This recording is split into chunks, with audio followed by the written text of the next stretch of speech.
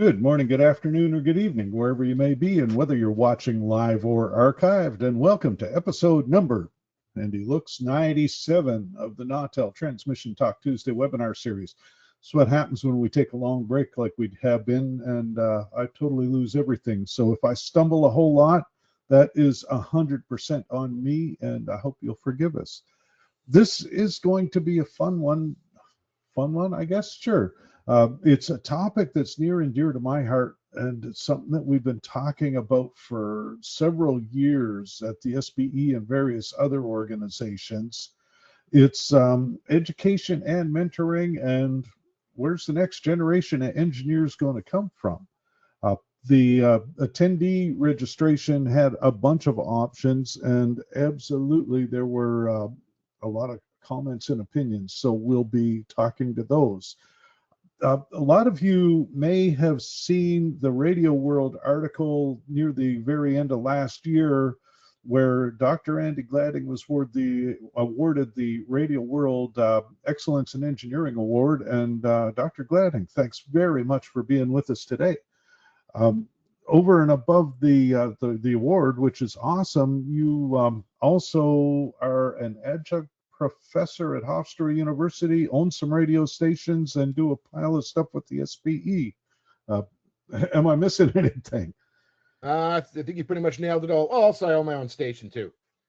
Very good. There you go. And you can hit the camera anytime. That button should be in your menu bar at the top. And we have also got the handsome and talented Mr. Garrison C. Cavell. Gary is with Cavell Mertz, a division of Capital Aerospace, down in scenic Washington, D.C. area. I guess you're in Fairfax, right, Gary? Or are you at the office today?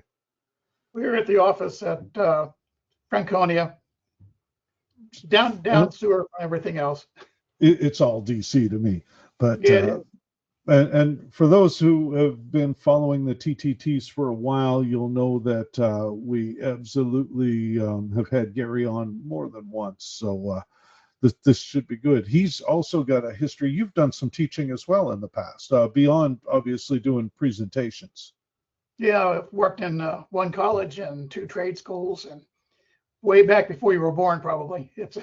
It was back when it was fun, and we were all required to have first-class licenses to work at certain radio stations. So Dr. Gladding gets to be the young guy in this group. You're 43, 44? Wow. 43. 43. See, I actually did pay attention when I read stuff. Before we get too far into this, we've got the mandatory housekeeping. You will notice that GoToWebinar has kind of, I say, Zoomified, and it's a little more familiar to the folks that use Zoom as far as the ability to raise hands and ask questions. Absolutely, on your control menu, you can hit the question button, throw them in. On screen 3, I do have the chat and question windows open, so I will see them as you put them in there. We should be able to have you unmute yourselves and make yourselves part of the conversation. We'll ask that to keep things under control, we do a hand raise, and that way I should see it and call on you as I see them. And knock on wood, Mr. Disembodied Voice, Edward Sylvester, is back, the man that keeps everything under control somehow. Ed, thanks very much. This is where I put the uncomfortable pause for him to unmute himself. Always a pleasure. Thanks, Andy and Gary, for joining us. All right, and don't forget that the Nautel webinars do qualify for half of a recertification credit under Category I of the research schedule.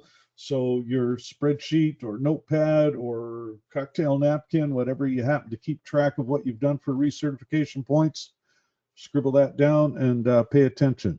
Now, when we first set this up and sent the registrations out, for all the attendees, of course, when you fill out the registration form, you have the ability to ask questions.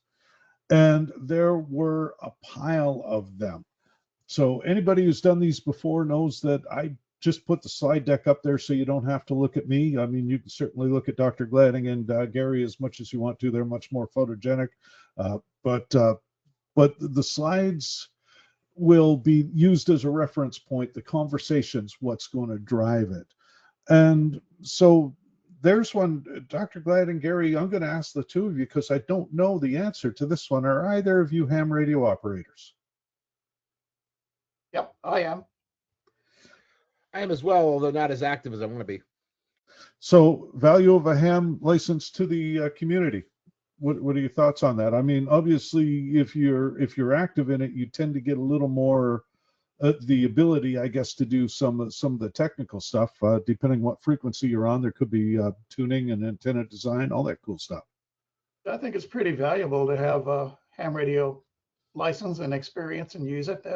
Particularly some of the newer technologies folks are using, a lot of working with networking and digital technologies and new ways of communicating. So I think it's a great tool and there's a lot of people in the business that are on ham radio. You can connect even over the air. So I don't know.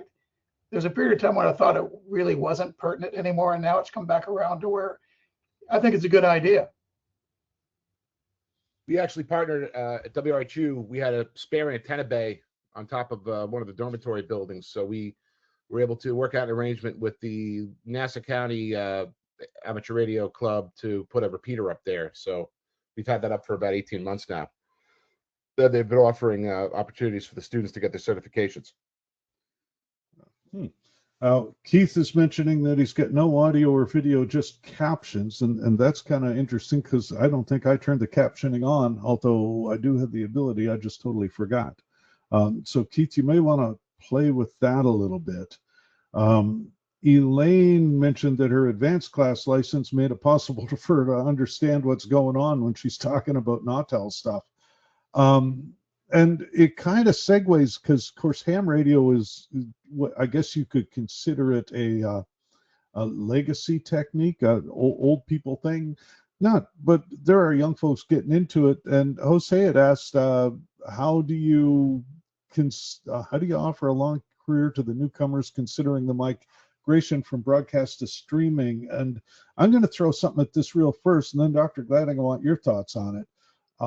Streaming is, and you'll see it in the SBE, and I'm on the SBE board of directors, of course, so I get a little inside there. But like we've done the media over IP track at Ennis, we'll talk to that a little bit later. There is a new certification specifically for streaming, non-traditional broadcast, non-over the air. So, Dr. Gladding, what are your thoughts on that? I mean, absolutely, these days, even at a radio station, there's going to be cameras.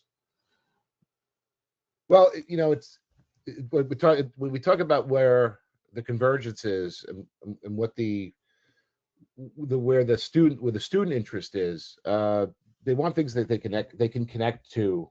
It's almost like a backwards compatibility thing with the young folks. So, I mean, I personally, I've never been a fan of radio on TV. I think from a commercial perspective, clients expect when you sell them on the idea of doing video at a radio station, they automatically assume it's going to look like Fox News.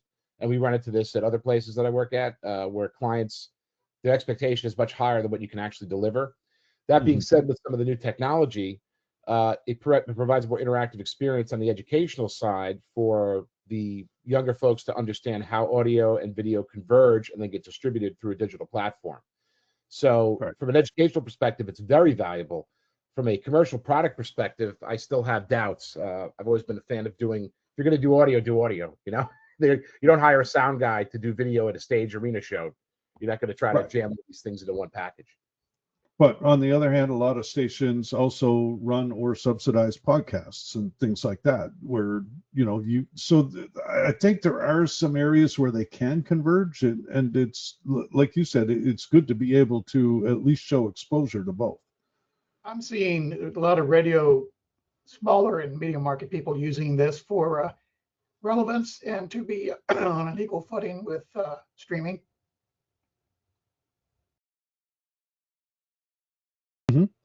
Yeah, and I mean, it's, again, one of the things that we are seeing in the SBE, we've just put in a certification for media production So it may or may not be an actual over-the-air. It could be, whether it's streamed, whether it's thrown into a transmitter 6-1.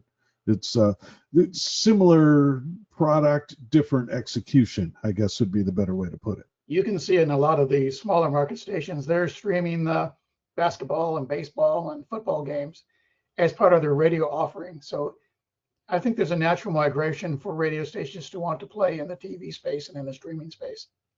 Right.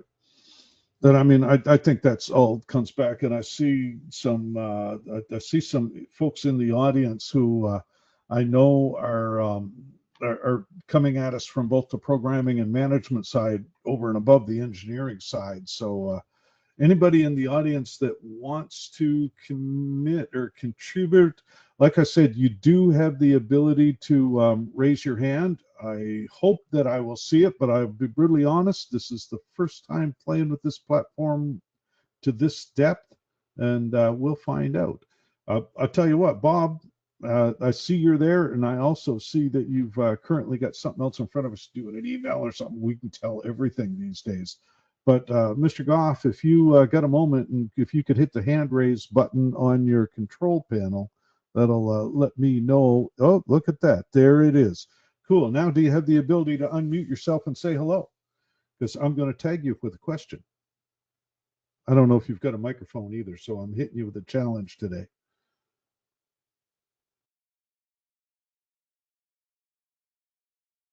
We'll give it 30 seconds, and this is where I double check and see if... there we go. Now I bet you have the ability to unmute yourself. Now I can talk. There we go.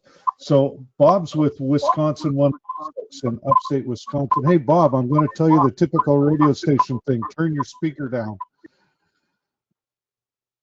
There, how's that? There you go. Turn your radio down, caller. So you guys up there, and you're rural Wisconsin, but do you do any streaming or video at all? Video, no. Streaming, yes. Okay. So you're streaming audio content, sort of Yes. like what Dr. Gladding was saying. Do radio well. Yes. Yeah. We're streaming both our main channel, Wisconsin 106, and then the HD2, the Buck, which we just flipped on tail end of in November. We've been rolling them both. So. And I'm going to make John White, our marketing guy, cringe and put out there that Wisconsin 106 is the very first radio station to have field upgraded to the totally virtualized HD platform. So, and I'm not going to ask you how it's working because you'll have to be honest. Well, and I will be honest. We had one glitch that created itself 2 weeks ago Saturday. Tuned in early Saturday morning when I got up, as I usually do, and we were off the air, but we could not figure out why. So I made the little drive over here while Jim Gray from Optimized Media Group logged in and tried to figure everything out. And the only conclusion we could come to was we needed to reboot the whole transmitter. So that's what we did. And we are still having an issue with our RDS. The HD RDSs are working fine. But our standard signal RDS, for some reason, the path is getting rejected by the transmitter. All right, so something to play with. And that's always true with the new stuff, but I appreciate the input.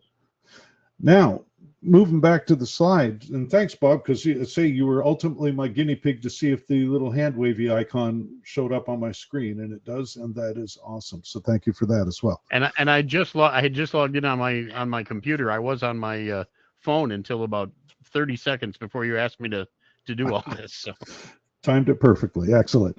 Now, what you're looking at on the screen is the average age of the broadcast engineer as taken from the SBE salary survey. And this is what got my attention originally. The two to the left were taken from a paper that John Poirier, the then executive director of the SBE, presented at NAB in 2012.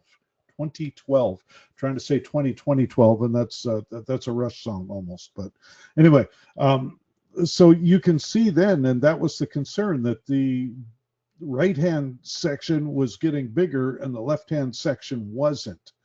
And as we move forward, into the right-hand graph is one I did in 2024, or from the 2024 survey. I did it last year, but you can see that right-hand section is getting bigger again, and that is concerning. And Dr. Gladding, I'm going to hit you with this one because you're in a unique position of being more surrounded by younger prospective engineers than the rest of us. Sure. So here's what I'm going to try to make this as concise as possible without leaving out the pertinent information. But what the part of the gap here is that students and we'll call them the next generation of technologists, broadcast technologists, don't have the same exposure to basic electronics and the fundamental understanding of audio in terms of the way that we did, ranging from connectivity to the way components work. I mean, it's you could call it the Radio Shack factor, but there is no Radio Shack. So for the budding mind that wants to build something or create something, the impetus, the availability of creative tools and media is not there. Coupled with the fact that, as I'm sure many of us, I went through this experience, and I'm sure most everybody on the call can relate to this, was the lack of distraction from digital technologies going from computers on up. I mean, basically in the 1990s, everything changed where the attention span became digital for the mind that was interested in creating and building technology. So what we might have done in our adolescent years with, taking old parts, putting things together, trying to take equipment and make it work. Those students that generation does not have that same experience. I mean, you'll find the few and far between kid that did live audio for the high school play or knows what an analog signal is fundamentally and how a signal flow works for a piece of hardware. But that skill set is basically non-existent. So you have to go backwards into it to make them, first of all, get excited about it, and then incentivize them to learn. But the passion for it, it's a little different. I mean, they like to create content. They like to make content. They certainly have an understanding of what audio and video is as it exists in the digital space. But the fundamentals of how that audio and video is created, they can't wrap their head around it in most cases. Like I said, there are exceptions to the rule. And when those exceptions come through, I mean, those are the ones that are easiest to connect into the framework of a traditional learning path. But a lot of times they come to you and you hand them a microphone and if they look at a piece of outboard gear, they call it a plug-in. They look at a microphone and they don't understand that it's a voltage. They just look at it like, oh, I just plug this in. And then the real scary thing is when you ask them to do inputs and outputs on like a Mackie 1604, they just think if you plug anything in anywhere, it's going to work like it's an Ethernet switch. So, there's just that building block is not present.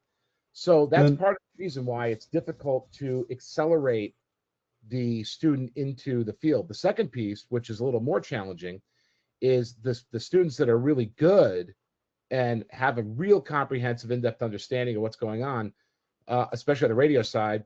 The money's not there. So you get them all prepped and then they go get a job and then or a training position and they find out they're making $15 an hour. They can make $45 an hour, coding or doing an entry-level CS class. So the incentivization is the second challenge.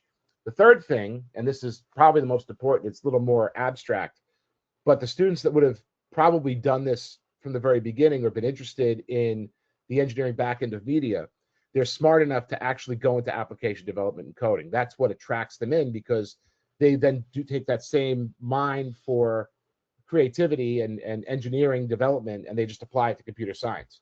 So you have less of a potential base to choose from, a population base. So those are kind of like the three fundamental challenges that I really think contribute to this. And then of course there's the one final thing, which this is the sort of the nasty part. The suburban stations that would have acted as the farm team incubators, the local station, you can go hang out with the veteran engineer, go do remotes, kind of learn on the job. A lot of those suburban stations don't have local engineering or they're just not existent. They don't even have studios. So there's no place for them to go, which means the only places to go would be major market stations. And there's a reluctance to hire them because, well, they don't know anything. So those are kind of like the obstacles or barrier to entry that I can see. Yeah. And an example, like anecdote tied tangentially to that. So I do a lot of cooking in my spare time. And I've got an instant brand air fryer, which is kind of cool because unlike most air fryers where you got a basket you toss the stuff into, this thing's got a door that opens. Like it's just basically a little convection oven. And all well and good, the door has a tab on it that engages an interlock switch in the chassis so that when the door is open, it shuts the oven off. When you close the door, the light comes on, the menu lights up, and you can actually control it. Well, I got a new one for Christmas, and when I closed the door, the little light wouldn't go off and the menu wouldn't light up and it wouldn't do the things. And I discovered because, what do we do when something doesn't work? You try to fix it. So I wiggled the door and discovered that it wasn't engaging the interlock switch. The little tab was just that couple of fractions of an inch too short. So I reach out to Instant Brand support. Well, the first thing you get is, try removing the door and putting it on again. It's like, okay, well, that's like unplug it and plug it in again. But I did that. And I said, and I had an old one. I took the door off it and put it on the new one, and it works great. Well, can you send us video of that? Absolutely can. So I sent them video. They couldn't wrap their head around the fact that I was swapping the door like the instructions in their manual said to do. And so they sent me a whole new Instant Pot. All I needed was a new door. So a prime example of where not having the understanding of the mechanics in this case, as opposed to electronics, cost them 10 times what it would have cost them just to send me a new door. And that's something I run into a lot. I see Mark Persons is in the audience, and Mark wrote an article in 2012, which is also, it's tied directly to what's on the screen, because Mark started the article with there was a concerning amount of new engineers that didn't understand Ohm's law. And everything that we do in this career is E equals I times R in one way or another. Even if you're running on a fiber at one end or the other, there's Ohm's law. So, Gary, that's something that I know you've done a lot of speaking to as well. Yeah, it's just everything goes back to the basics. But as Andy has said, people become fascinated by the programming side of it, and it's much more fun. That's their Radio Shack these days. So you don't need to know Ohm's law to make a darn good living in media or elsewhere. There's no reason, unless you have a curiosity about it, to learn it. That's where the ham radio comes in. You learn it there. Right. And I mean, ultimately, this career, even if you're working at the module level, you got to figure out where the volts or current aren't in order to get stuff going. Mark, I don't know if you've got a mic, but if you could unmute, I'd like to get your thoughts on it. I know you're retired, but you're also doing a pile of work with the SBE Mentor program. Yes, I am. Are you hearing me? You're perfect, loud and clear. Yes, thank you. Oh, great. Well, I actually have 5 mentees. They actually are taking care of the territory that I once had as a working guy. So we meet and we go out to a radio station, and they say, I got this problem, and I give them some solutions. They take me to lunch and they buy me lunch. So that works out well. But again, I'm teaching them Ohm's law because, you go to let's say you've got a tube type FM transmitter, 25 kilowatt. Well, there's 8,000 volts and 3 amperes of current. Well, what does that mean? They're not just numbers, but Ohm's law tells us that, gosh, we've got 24,000 watts we're working with here, et cetera, et cetera. And there's the efficiency factor. I know it's easier with the solid state, but I think it's a good example of why do we need to know Ohm's law? Oh, and by the way, there's 6,000 watts worth of heat, and that's calculated here based on the efficiency. Well, all of a sudden now we have to think about heat load, because Ohm's law told us it would be 6,000 watts. Mm-hmm. I tell people too, the other thing about Ohm's law, it tells you how much it's going to hurt. Oh, Well, thanks very much, Mark. And I say that article of yours, and also in Radio World, I think might have been Radio Guide. I don't remember now, but the back in 2012 was what kind of woke me up to the fact that we need to do a fair pile more training. So it's really cool to see what Andy's doing at Hofstra. I see that Wake Technical in North Carolina just graduated their first 10-week class from a broadcast engineering. I know Bates Technical out on the West Coast does an engineering course. So there are a few. And then there are several like college radio stations that, while they don't officially have an engineering course, do have a lot of engineering practice. And so, Dr. Gladding, like you're an adjunct professor at Hofstra, how do you tie some of that stuff in? Good question. It's very difficult to, in a school of communication, to try to teach basic electrical engineering. We don't have the space for the stations. And a lot of times trying to get the department to buy the equipment, the test equipment, can be challenging. So a lot of that has to come through donations. That being said, with the academic class that I teach, I make sure I add an engineering component to it. So I do the advanced audio class, which it traditionally has been production focused, and that's all well and good. But as we know in this day and age, I mean, people in 8th grade know how to use Adobe Audition and Pro Tools. We don't need to waste time going over how to create the world's greatest mix. Instead, what I've done with the advanced audio course is to teach the things that the liberal arts component piece of the course will not cover due to the university regulations. So we dive into, let's fabricate cables. Once we fabricate the cables, we have to wire something. We take something out, we put it back in. We take things apart, we put them back together, and then we tie that into the signal flow inside the digital system, so they could see that the signal flow representation, whether you're using an X32 frame or you're using a Presonus or you're using any of the devices that have digital routing, well, this is what it's actually trying to recreate. It's essentially a patch bay. What's a patch bay? Here's a patch bay. Here's how a patch bay works. At the same time, you can then transition that same process into broadcast IT. Again, students coming in, they certainly know how to plug a computer into a router, but what is the router actually doing? So you peel back, this is how a home network would work, and the same way a home network works. Now we're going to take this and apply it to Axia and Livewire.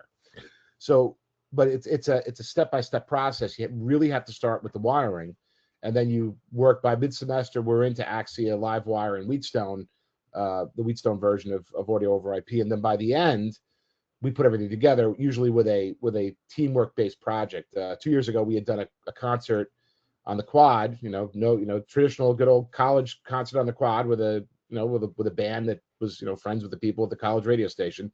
But the students designed a wireless backbone to get Axia from Livewire from the audio board at the front of house position in the middle of the field all the way across campus using wireless links back to the radio station.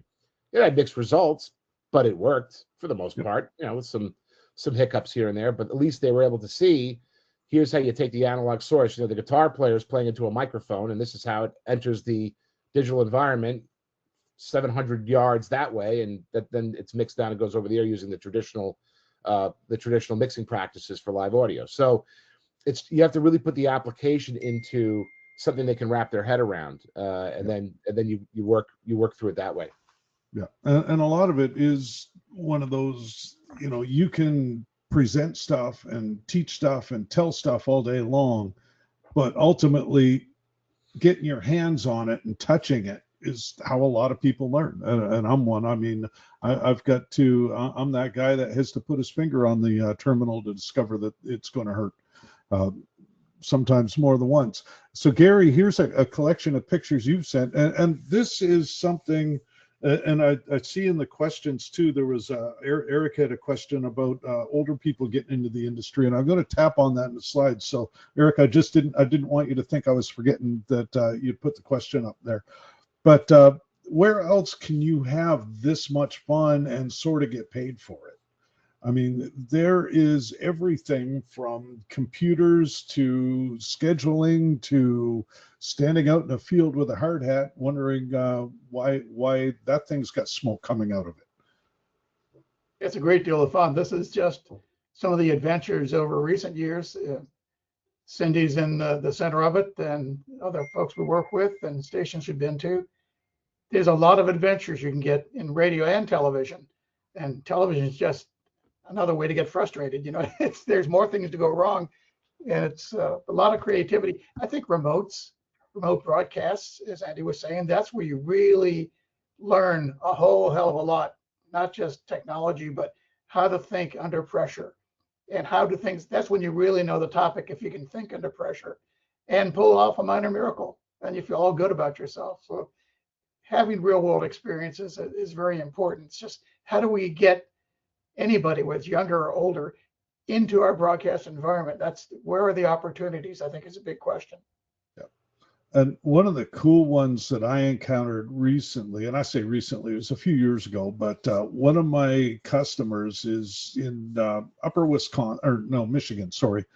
And you know, they've got a tech school or two in their coverage area, but what they did, they went to the high school STEM programs and said, hey, we're going to have an open house at the radio station. There'll be pizza and Coke. And it's amazing. High school students are a lot like engineers. Pizza and Coke will bring a lot of them to a gathering. And so they've got this, and the engineers are watching the kids, and the kids all get to go into a production room and record a little liner and put it on a USB stick, and life was cool. But the engineers are watching to see which kids are looking to see where things are attached, what's connected where. And then they tap them on the shoulder. They had an STL shot set up out in the yard. I think they were using like a Ubiquity Nano Bridge. So it was an IP link. It was, you know, digital stuff that they could speak to fairly quickly. And they ended up hiring their assistant engineer out of there. They hired one, let's see, around about 2017 or so. And then they just hired another one last year using the exact same system. So there are some opportunities out there. And as the market gets thinner and thinner with us all receding and graying, it is going to be a growing market. Will it be the same as when we were in our 20s and 30s? Probably not. I mean, it may be an engineering. I mean, I'm seeing a lot of like regional contract engineering firms, but yeah, there's still some cool stuff out there. Jeff, the NAB has a broadcast leadership training program, and they also have a program for apprentices, and they're training engineers by getting folks that have gone to technical schools or colleges and offering them some additional training. So that's one of the programs we've helped participate with the NAB. But and they go after internships at radio and TV stations. The problem is there's a hesitancy on the radio and TV stations to have an intern in there. Part of it's logistics and liability, and part of it's just an unwillingness, because you have to train this person. You have to detail a working staff person to be distracted. So there's a little bit of an issue with our industry not giving a little bit back. Yeah, and it's the age old. I mean, you know, when you start to work, and Robert made a comment in the questions, what you get paid, and I did say sometimes get paid. So in fairness, that's not a guarantee, but yeah, it's one of those things you pretty much have to pay somebody to train them these days. I mean, when I started at Nautel in 1990, I was lucky because our service manager at the time, who happens to be the guy that owns the place now, he was very much a believer in that you don't throw somebody into the fire without at least giving them a bucket.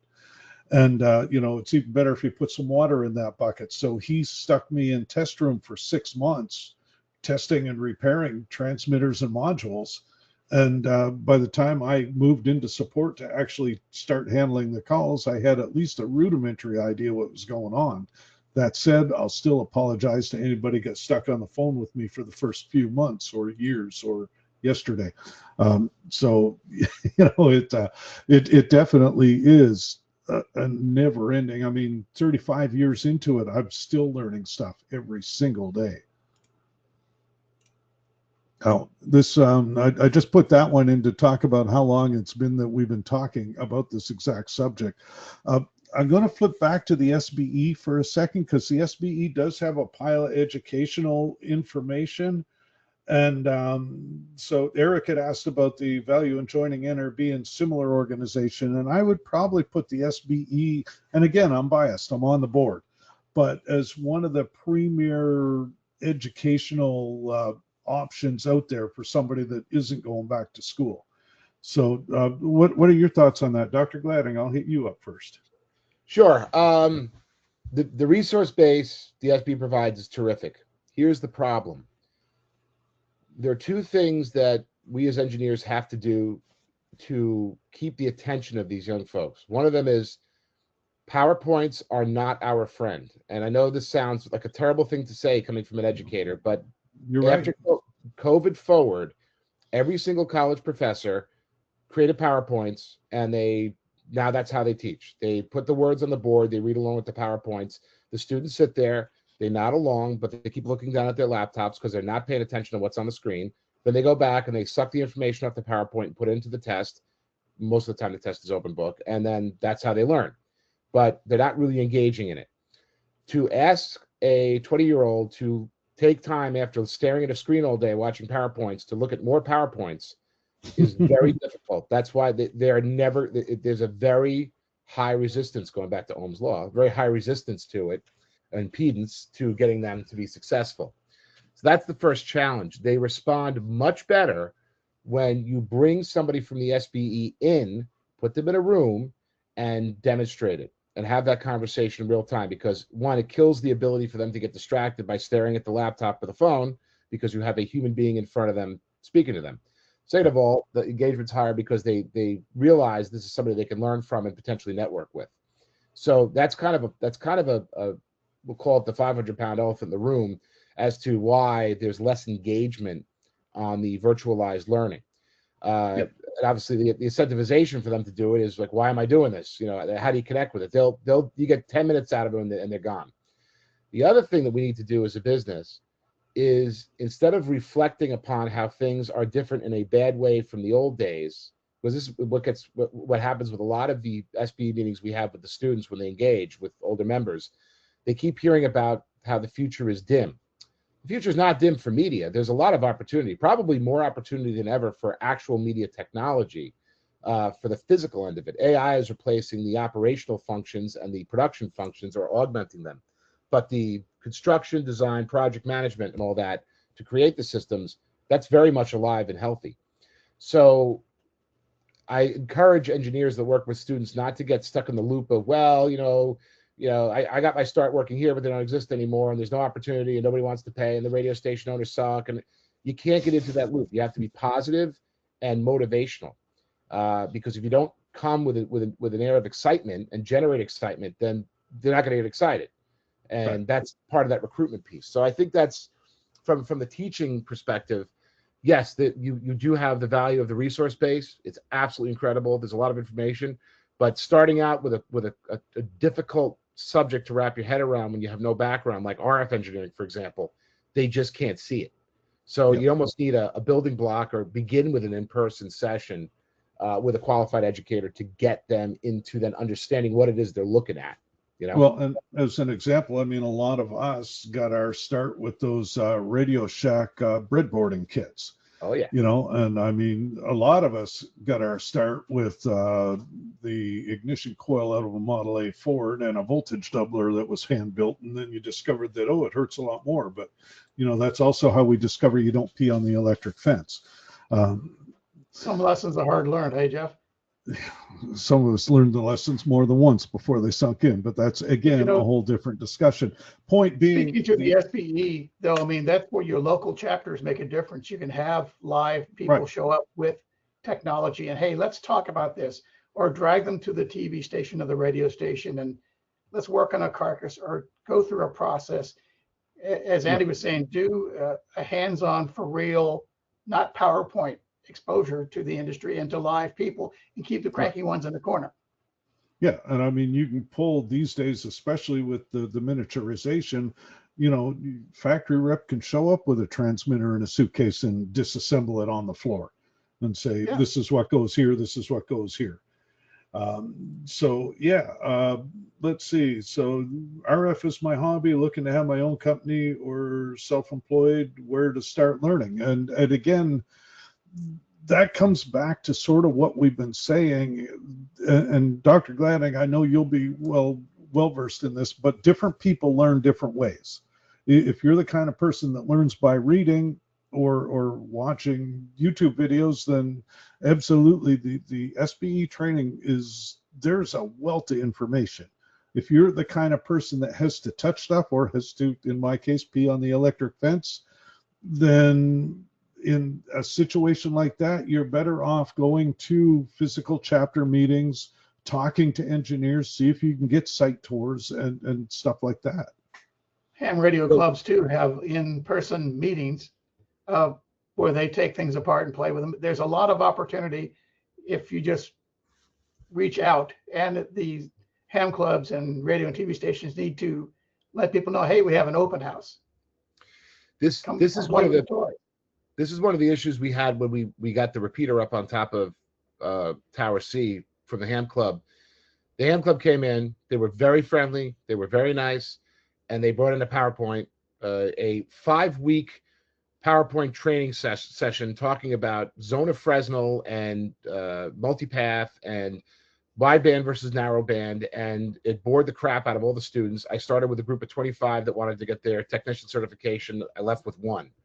And I brought this up to the presenters. I said, guys, you got to condense this. More importantly, bring the radios in next time and set them up, and we'll have them hang the antenna across the top of the building and just get them on the air. And don't worry about, making the best possible operator you could be at the technician level. Make it so they can use the HT and just drive around and start screwing around with the repeater. They're going to have more fun with it.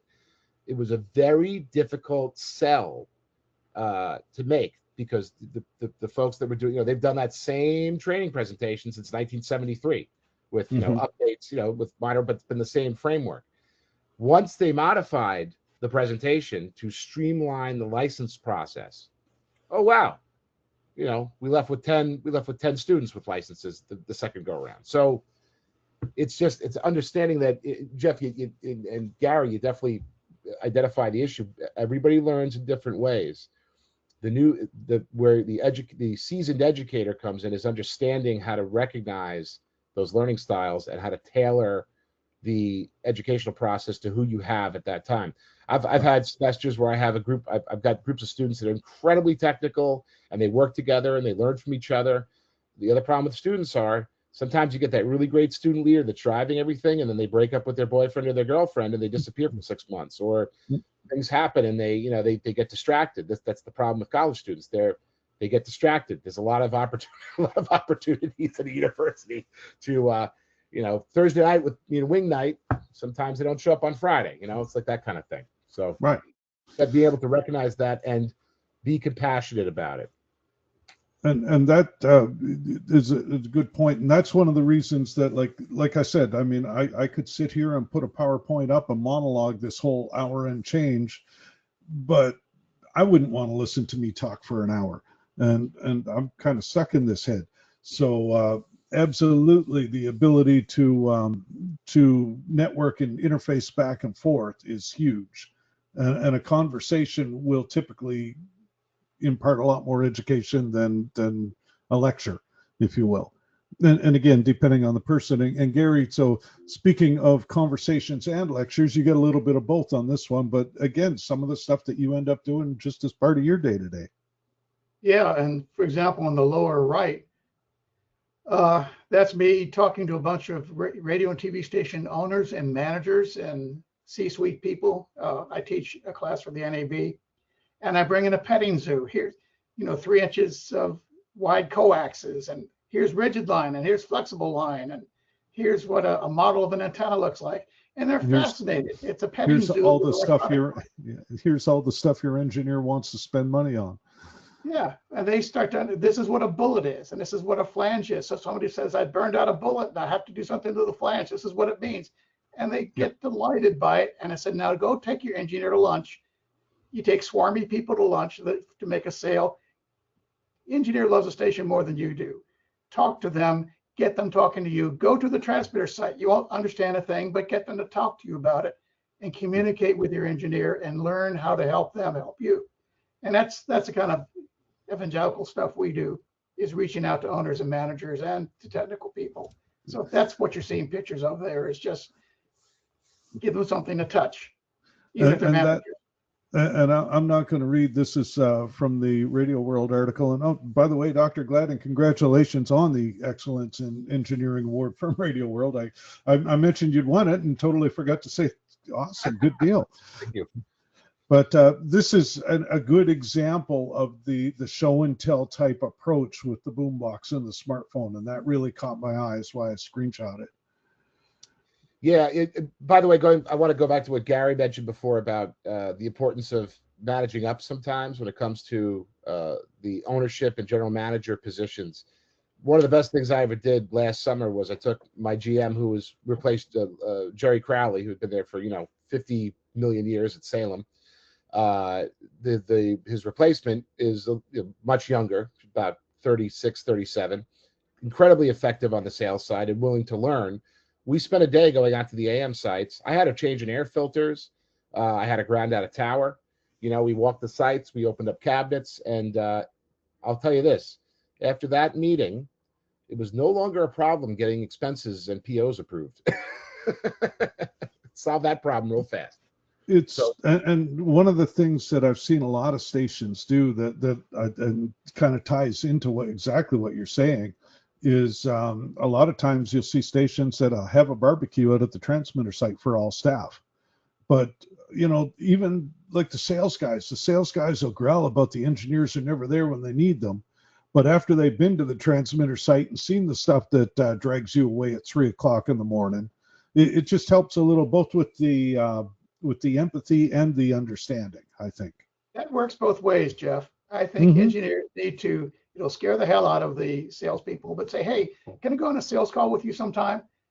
After the panic leaves their face, you get to see what they go through and what their concerns are. And maybe you have a little bit of empathy for them and you can help solve problems. And also that helps communication across the whole place.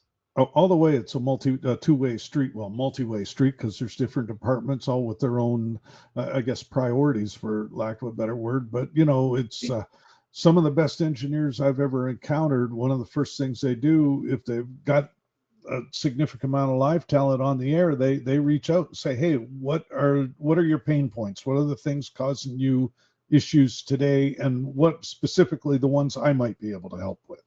Yeah, just reach out to people and be interested in them and get them talking about themselves and their tasks. And that's huge. Yeah. So Dr. Gladding, back to this one. So the boombox versus the smartphone, what brought that up originally? Well, you know what?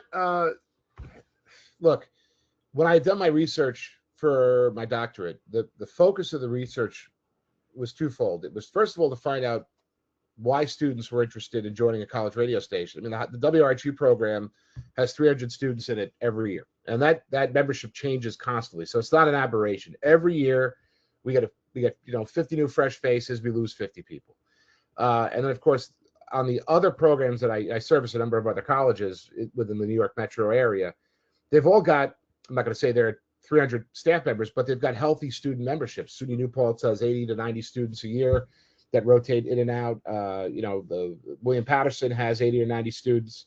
Nassau Community College, which is right across the street from Hofstra and has their own 2-year broadcast program, they've got 120 students.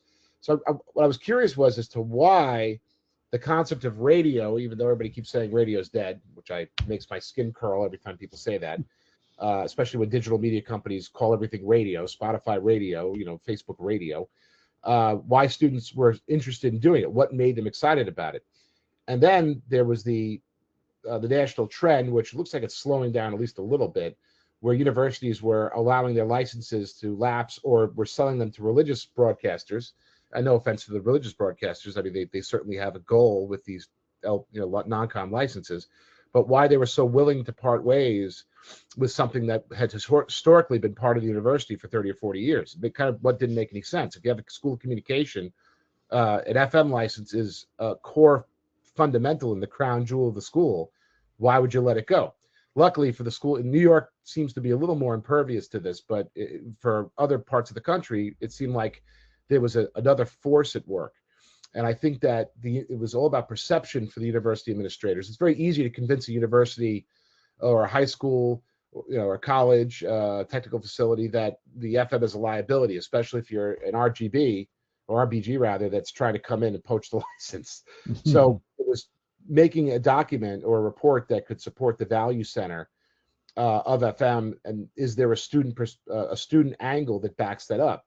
So the interesting thing about the study is that the students coming in generally, other than unless they had family members or relatives that were fans of radio, they weren't really too familiar with what the FM was. I mean, they knew they knew it existed, but they weren't really engaging with it. By the time they left the program, a broadcast program with an FM station, and this was across multiple schools that I did the sample population for, they were very much engaged and defending the presence and the continuation of the FM. So that's kind of what led me to try the experiment with the radio versus the app, was for the students that hadn't yet gained that awareness, to show them just how easy it was to use this. It's like, this is something that you don't need a smartphone, you just a device. And this device is available in different iterations across multiple platforms and types of electronics. So once you present that awareness, suddenly they go, oh, hey, wait, this is really cool. But then a lot of them have a hard time wrapping their head around the fact there's no yes button to click, or a paywall or a subscription on the boombox. Like, is it going to stop working? No. And the cool thing, this was where I learned that you play on the same frequency that I do in my infinite spare time. CoveFM.com, 88.7 in Hubbard's, Nova Scotia. Those are five. There could be only one. Anyway, so this is something that Gary had sent me, and it's a good point. I'll send apologies to Bridge Ratings right now, because I just found out about it when Gary sent it to me about a month ago, when I absolutely was not paying enough attention, and found it today. So I made it a point to credit their Facebook, which is where this came from. But it's valid, and it comes back to what Dr. Gladding was saying. Attention spans are different. Radio's not sexy. The money's not as much there as it used to be. So I guess the next question becomes, what are some of the things that we do to, I don't say counteract that, but what are some of the things we do to keep that excitement going? And that is my segue into this article from Radio World. And Dr. Gladding, this is one of your students. Yes, and so remember I mentioned that sometimes you have students that come along that really get it, and I will say about twice a year I get one, and it's my job to make sure they don't disappear, because the problem with the really smart kids like Lee is that they recognize how much they're worth very quickly, especially when they demonstrate the knowledge that they have, and suddenly everybody goes, "Oh, you could do this," and "Oh, you could do that," and then they find out where the value center and the money is a lot faster than everybody else. The students, RHU, because of our relationship with the Islanders, every single sports kid that we get wants to be a play-by-play announcer, and we know how much money play-by-play announcers and color announcers get these days, unless of course you're, Howie Rose, you're making $15 an hour. The engineering students come to the realization very fast that if they can market themselves properly, they're walking into $130,000, $140,000 job. On the radio side, those kids figure out real quick they can do TV, and then NBC takes them immediately. NBC4 will steal them and bring them over to TV for their integration department, or CBS, or HBO. They get sucked in real quick. So when you find a student that can communicate and become an ambassador for your cohort, it's very valuable. Lee caught my attention really quickly because she wrote an article for the school newspaper about the school communication, pinpointing, this was as a freshman, pinpointing things that they were doing wrong and things that were turning off school of comm students. So as you can imagine, the dean's department did not appreciate that, and she got a lot of blowback from the academic side. But chief engineer over here went, "Ooh, we got a live one. Come work for me." So again, it's identifying the talent that that's willing to point out things that you might not even see, or give you that awareness to the other students. Once you find a cheerleader, it's a lot easier to get them to come in, and and to retain them. Recruiting is one thing, retaining them is something totally different. And the retention piece, that's probably the trickiest part of it. This particular young lady, my goal was to get her to start writing, since we met through her journalism, not through her engineering. She seemed like a great candidate to send over to Paul McLean, who, as we all know, is an excellent conveyor of information for our business, and is willing, and on the written content side, is willing to take risks on having articles written from younger commentators. He's featured women in engineering that have just graduated from the different broadcast programs and gotten their feedback. And in this case, I said, this is a home run. So they were more than happy to, Radio World was more than happy to have her present her ideas. And she was more than happy to write the article and be very honest about what she felt. So I think that's incredibly important. When you see that kind of talent, jump on it. Yeah. And I know Gary can talk to this too, but this is one of those situations where if you get somebody excited, I don't mean to say it as a justification for crap pay, but if there's a job you really, really, really, really love, you'll typically do it for a little less than a job you really, really, really, really don't. And that's my argument for years has been, we shouldn't be recruiting. We should, but not exclusively at the university level. We should also be recruiting in the high school level. I've walked into one of my sons, they did a career day. So I brought in a 50-watt exciter, a dummy load, a cheap processor, and a microphone. And the kids would be standing at one end of the gym talking into the microphone, and their friends would be listening to them on a radio at the other end of the gym. And they thought that was the coolest thing ever, and that's the kind of thing that I think we need to find a way to make that magic a little more mainstream still. Again, show up without a PowerPoint, but with a toy. Yeah, the toys are more fun. I wanted to, and I've thrown this up a couple of times. I'm going to skip on the information on new transmitters part because, well, you'll see NAB press releases for that. The computer science graduate who wound up stumbling into the engineering side of radio. And Amea's in the audience, so if I could, if you've got the ability to unmute yourself, Amea, and you've got a microphone, then I'd rather have you tell us how you got from computer science into radio as opposed to the other way around. Yeah, hi. Hi. It was entirely by accident, actually. Essentially, the market that I started with had an aging engineer and was needing IT help, but they didn't know what kind of help they needed. And so they just copied a random IT post off of a job board and put it out there. And a buddy of mine actually was the first one to jump on that because they were looking for things like Linux skills and programming and coding.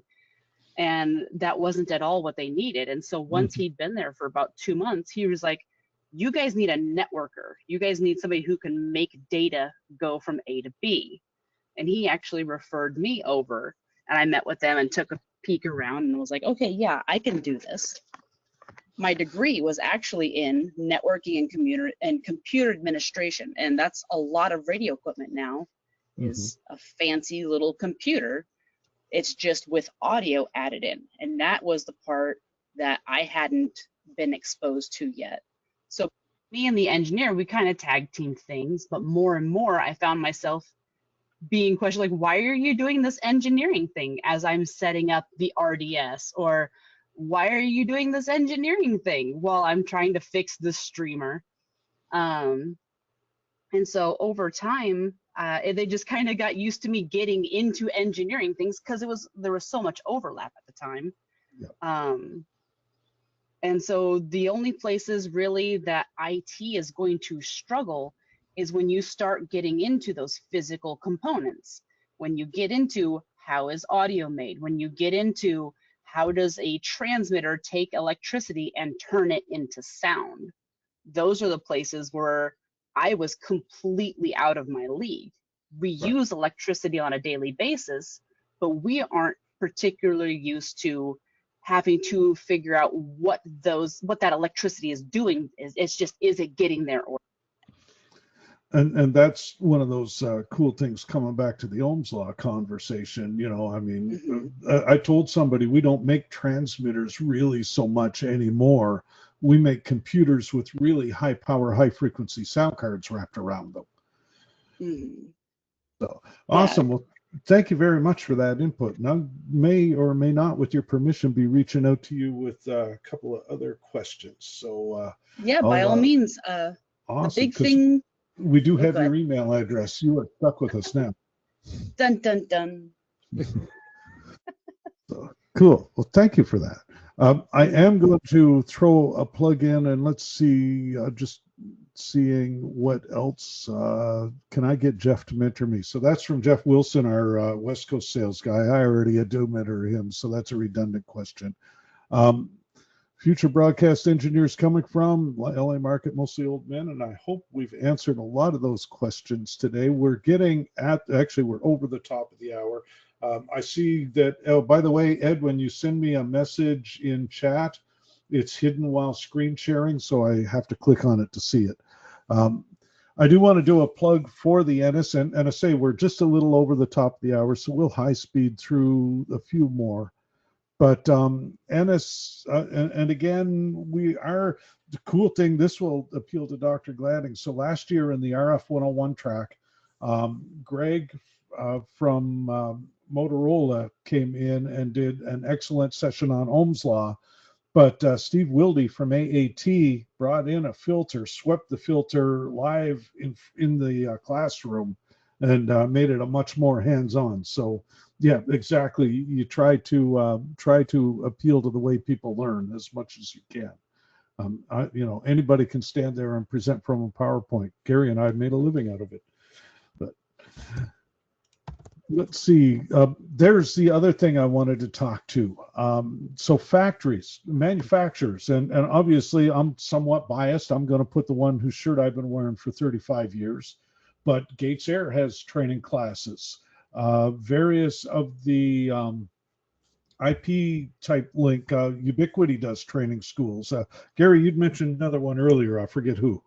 Yeah, Dielectric is very good about that. Thank you. So there are a pile of them out there, and take advantage of those wherever you can. Like I know the 3-day post NAB course that we do at Nautel, as an example. Your travel and accommodations are on you, but we don't charge for the actual course, and we try to make it a 50-50 blend of classroom and hands-on. So, there's a lot of see it, touch it, as opposed to just sit there and listen to me drone on. You can learn an awful lot from manufacturers, reps, and the technicians that work for them. Just listen and get them talking and buy them a beer or coffee, and you can get a hell of an education. Yeah. So I wanted to skip to this one too. And Dr. Gladding, I'm going to let you talk to this, because you've been involved in radio basically since you were old enough to walk, one way or another, either through exposure or just or playing it. Yes. So my career, I got maybe not lucky. I don't know. Maybe it's not a good thing, but my curiosity started with this at a very young age. My father was a music teacher and had played in bands and had all this, leftover audio equipment that was in various states of non-working repair in the garage. My grandfather was a radio engineer, so I was always around the hardware. And I said, "Ooh, this is something to mess around with." But the curiosity and the interest began very young and followed me through my whole education and after it. But my interest has always been to have a whole understanding of how it all works, not just the engineering side, which led to led to working not only in engineering but then helping doing things in production, and then ultimately buying the station upstate, which obviously puts you on both sides of that fence. Now I have to argue with myself when it comes to spending money and making upgrades and technical improvements. Been there, done that, man. Yeah. So it creates a whole new awareness of what goes into operating a successful enterprise from start to finish. It's tough when you have to take your own engineering advice and buy something. Exactly. It's even tougher when you got to tell yourself you can't afford it. Yeah. And I wanted to hit more on the lower right picture. You were part of an outreach in Africa, yeah? Yeah. So the funny thing about that is, as I'm sure many folks do, sometimes, I mean, Scott Fibush is definitely the poster child for this, but when you go away on vacation, if there's a local station around, sometimes you want to go and go and see it and just to say hi. It gives you more perspective on how other people are practicing the craft. In the case of Bush Radio, which is the station in Cape Town that we visited last year, I had been on a family vacation back in 2018, and it's one of these days I was with my folks, and they wanted to take this very, very long, hot bus ride with a whole bunch of other. It was one of these 55 and up tours. They were going on a very lengthy bus ride down to the Cape of Good Hope to look at penguins. And I'm sitting here in Cape Town with, it's a 21-hour flight to get there. And I said, I don't think I need to do the penguins. I've seen penguins. That's fine. I don't need to look at penguins. What can I do with today? And I ended up just kind of hitting up a couple of stations on Facebook, and I ended up seeing 3 in one day. I saw what would be considered the NPR station, the classical music station of Cape Town that's government supported, had brand new Axia gear. It was beautiful. I mean, studios overlooking the Opera House and the harbor, and it was amazing.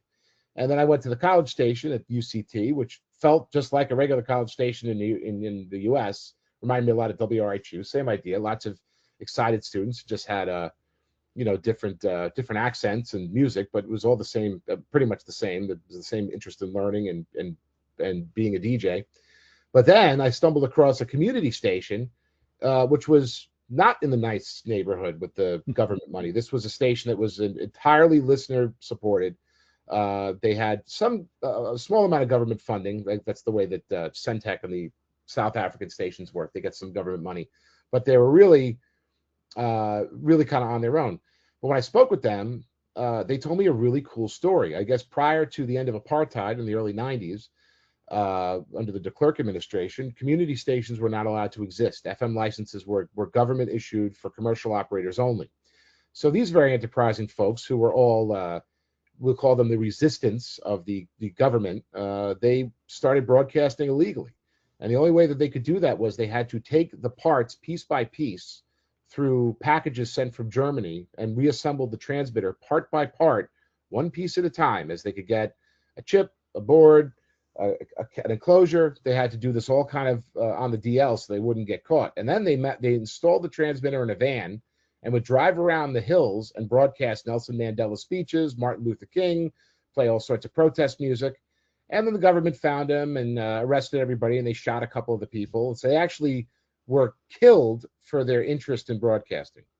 Wow. I'll say it again. They were killed for their desire to protect free speech.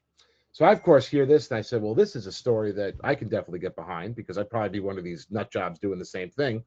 And then we stayed in touch. And over the next couple of years, we just developed that relationship. We had, and we started collaborating remotely, using the power of audio over IP. We were able to carry some of their programming at WRHU, and they would take some of ours. And it turned into a program called One World, which is done, and the students produce this once a week. They get together with 2 of the RHU students, 2 of the Bush Radio student members. They have an educational program at the community station, and they just talk about community issues. They generally don't discuss politics, because we don't need any more of that, but they discuss it and how radio and people in the community can use radio to effectively generate a message and impact for doing positive things. So we've had musicians from all over the world play their music. We've had community leaders come in from New York and from Cape Town.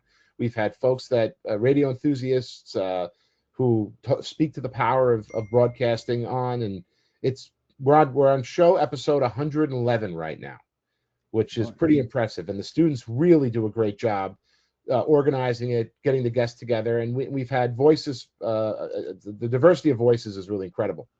So with the success of that program and the visibility we got from that program, we were able to apply for a State Department grant, and the Bush Radio folks were able to send five of their members to New York last year, and then we were reciprocated with a trip down to Cape Town.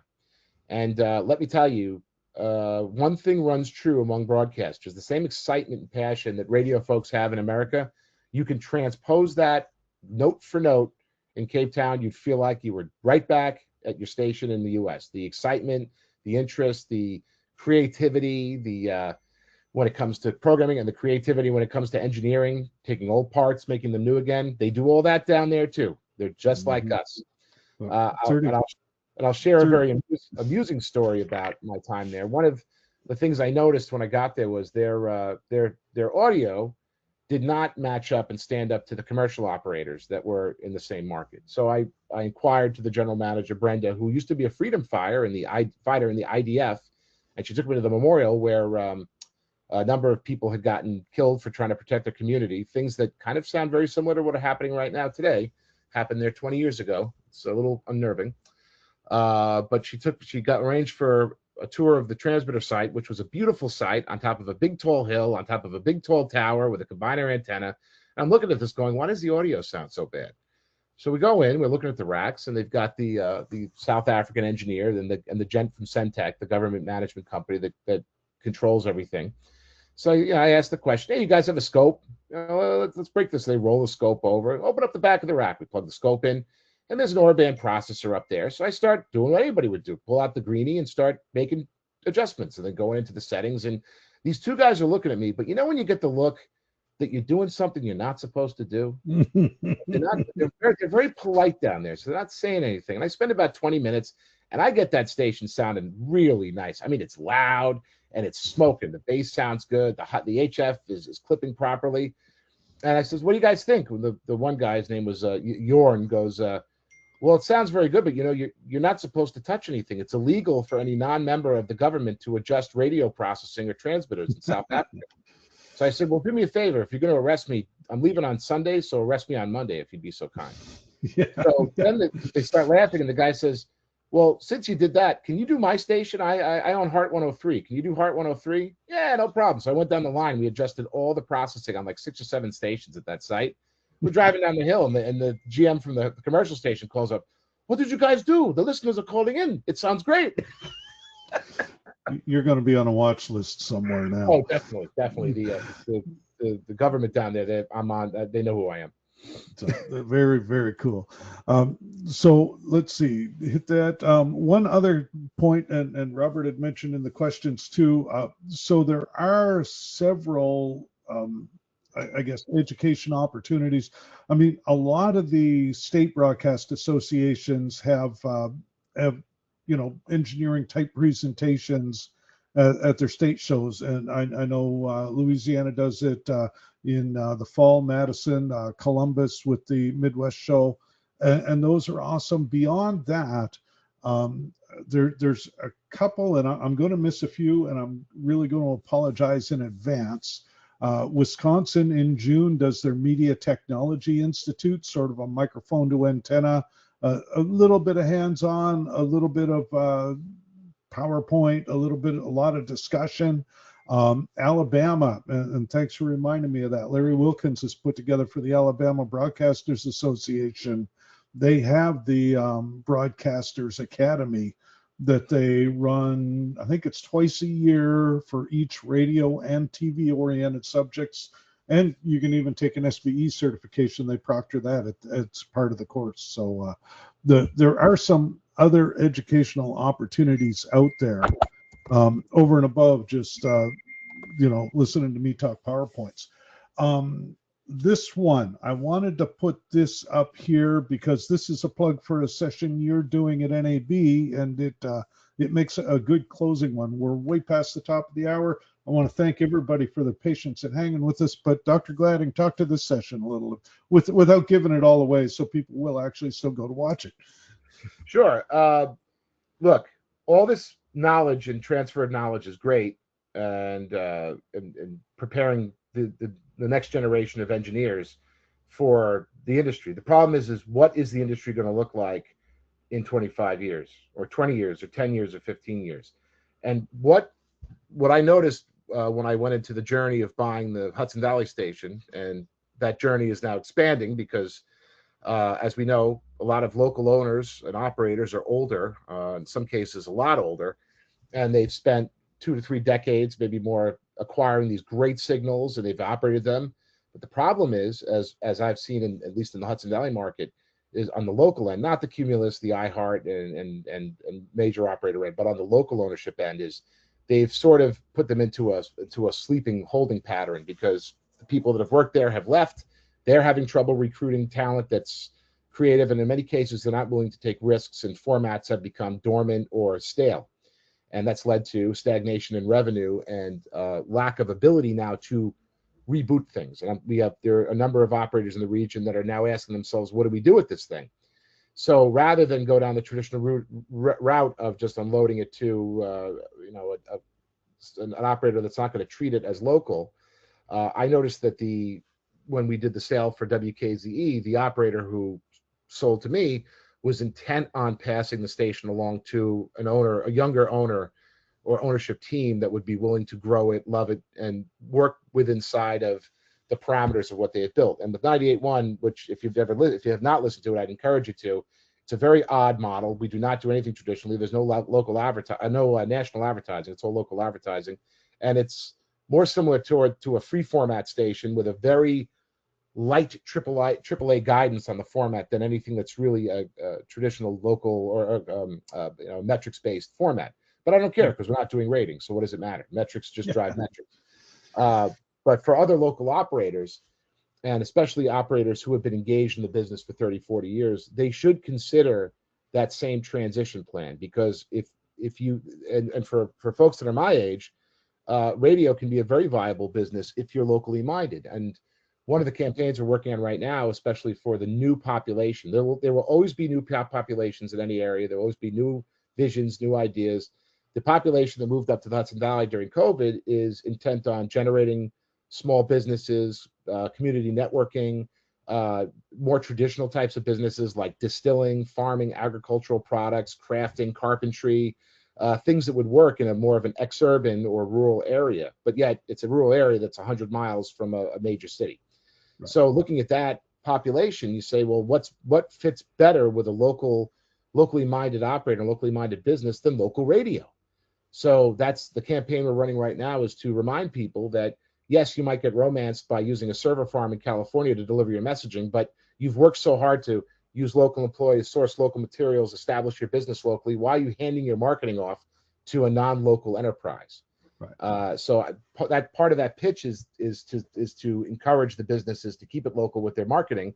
The same way the operators should continue to recognize that there are potential buyers for businesses, but it's making sure that those buyers can understand that it's a viable revenue generating business.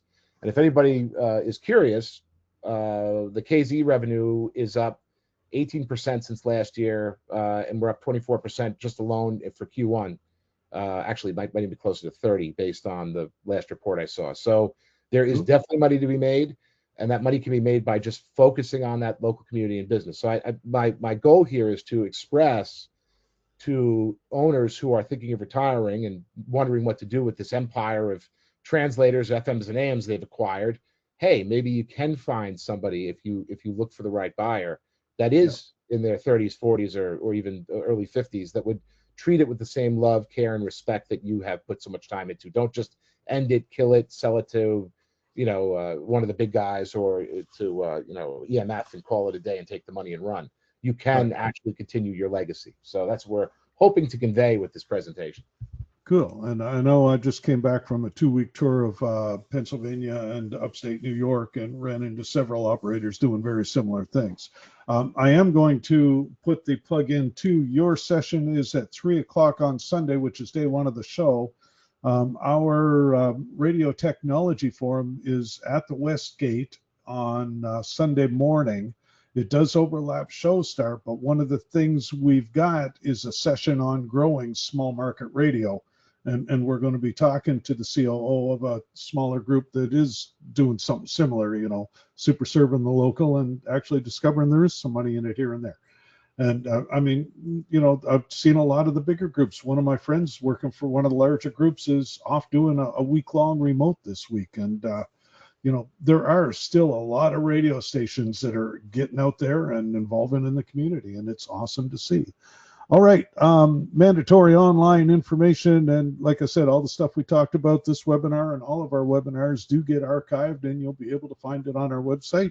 Mr. Sylvester will have that up there in no time flat. So I want to thank all the folks for sticking with us through this, and very much want to thank both Gary Cavell and Dr. Andy Gladding for spending what turned out to be just a little bit more than the hour we told you were going to be stuck with us, and I really appreciate your time. I'll just give you a quick shameless plug, Jeff, before we leave. When I acquired the local station, they were using a 1971 CCA tube transmitter that was still on the air as of a year ago, broadcasting in mono with a homemade impedance bridge. And the first thing I did after listening to the station is saying, why does it sound like there's a foot on the neck of the station, and it barely gets out of the parking lot? What do you think the first thing I did was? I went and bought a VS 2.5 and put it in, and whoa! It's amazing how, and I mean, obviously I am, again, somewhat biased to the company. I've been wearing the logo on my shirt for a little over 35 years. But yeah, there are times when you can make the argument for new equipment just purely based on performance. Mr. Cavell, parting thoughts, comments, criticisms, commentary, anything? I wouldn't dare. No, I think this is a great session. It was fun to participate in, and there is hope out there. Just look around and be available. Yeah, I think that the industry is evolving. There's no question that what worked in the 80s and 90s probably doesn't work as well today. Attention spans have changed. How we get them and retain them, that's changing as well. I think there's still a whole lot of fun to be had out there. You just got to look for it some days. So on that note, folks, I will thank you all very much. I know Mr. Sylvester is sitting there with his finger on the hang up button. So we will talk to you all later, but thank you very much for attending. Have a good day, everybody. See you all later.